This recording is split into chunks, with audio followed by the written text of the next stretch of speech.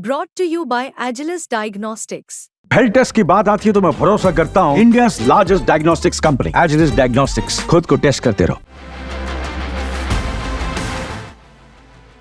PM Narendra Modi और Brazil के राष्ट्रपति लूला डी सिल्वा के बीच G20 से इतर रियो डी जेनेरियो में एक बड़ी बैठक हुई है। दोनों देशों ने एक दूसरे की खूब तारीफ की है।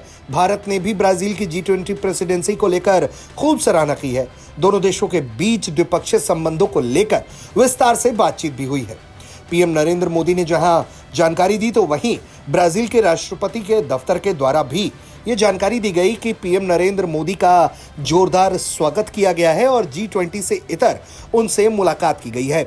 इस मुलाकात में ब्राजील के राष्ट्रपति ने पीएम नरेंद्र मोदी का इस बात पर धन्यवाद किया कि उन्होंने भूखमरी और गरीबी के खिलाफ जो ग्लोबल अलायंस है उसके साथ वो खड़े दिखाई दे रहे हैं।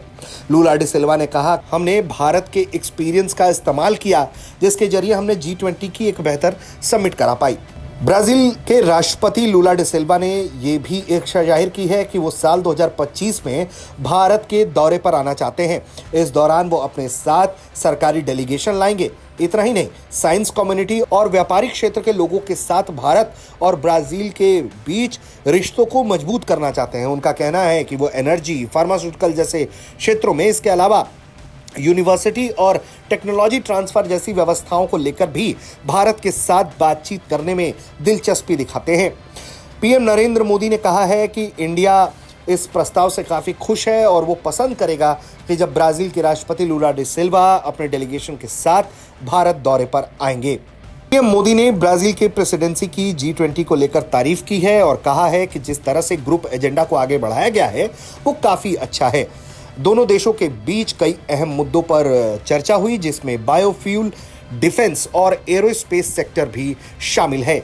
लेकिन जिस अंदाज में लूला डी सिल्वा और पीएम नरेंद्र मोदी की मुलाकात हुई, जिस अंदाज में दोनों नेता एक दूसरे के साथ मिले, गले लगाया, हाथ मिलाया, ये बताता है कि दोनों देशों के नेता एक दूसरे पर काफ़ी विश्वास रखते हैं और यही वजह है कि भारत और ब्राज़ील के संबंध लगातार मजबूत होते चले जा रहे हैं और इसी दिशा में लूला डी सिल्वा भी लगातार कदम उठा रहे हैं।